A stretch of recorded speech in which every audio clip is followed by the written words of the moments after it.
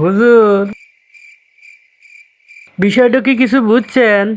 1 number সুদেরু মসজিদের টেহা নিয়ে সুদে লাগায়। করম আলী 1 লাখ আর সোহান ফকির 2 লাখ। না মাথায় তো আমার হিসেবই খেলতেছে না। এই পাগল, গত মাসে যে টাকাগুলো নিয়ে গেল ওই টাকার উপরকার টাকাগুলো কি কালেকশন হয়েছে? ও তার মানে ওই সুদ। হাট, সুদ বলো? জিনিসটা শুনতে কেমন খারাপ শোনা যায় না? আমি মসজিদের কেশিয়ার না। সুদ বলবে না, সবসময় বলবে ওই উপরকার টাকা। সুদের ওই টাকা কি কালেকশন হয়েছে? গেছিলাম ব্যাপক জায়গায়। আচ্ছা, 10 তারিখের আগে কেউ ওই সুদের টেহা উপর কাটতে হ্যাঁ তা দিতে পারবো না।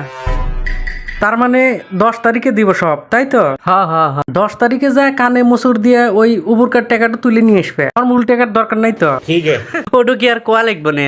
কেশিয়ার সাহেব আছেন? ও ইমাম সাহেব আছেন। ফোন হিসাব মিসাব পরে হিসাব ঘুরেননি। ইমাম সাহেব হঠাৎ করে? বসেন বসেন বসেন হুজুর বসেন।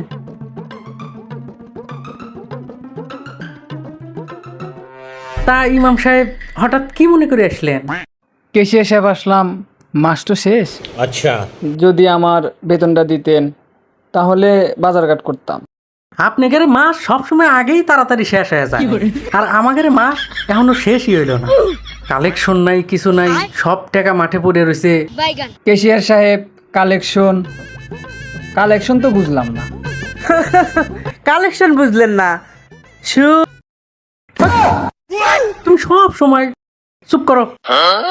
শোনেন, আপনার অত কিছু বোঝা লাগবে না, বুঝছেন? আপনি ওই 10 তারিখের দিকে আসেন, আপনার বেতন দিয়ে দিমুন।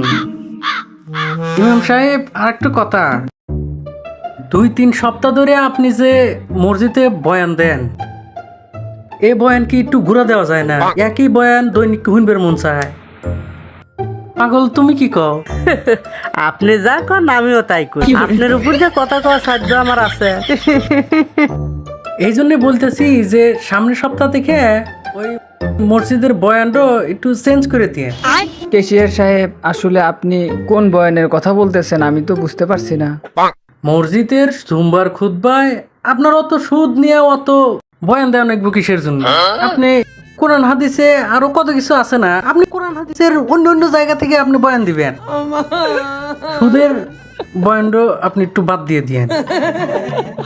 পাগল, এই হুজুর যেহেতু বাড়ির উপর আইছে, তাহলে ওই হুজুর দিয়ে একটু দোয়া কালাম পড়ার আইহ, দেখো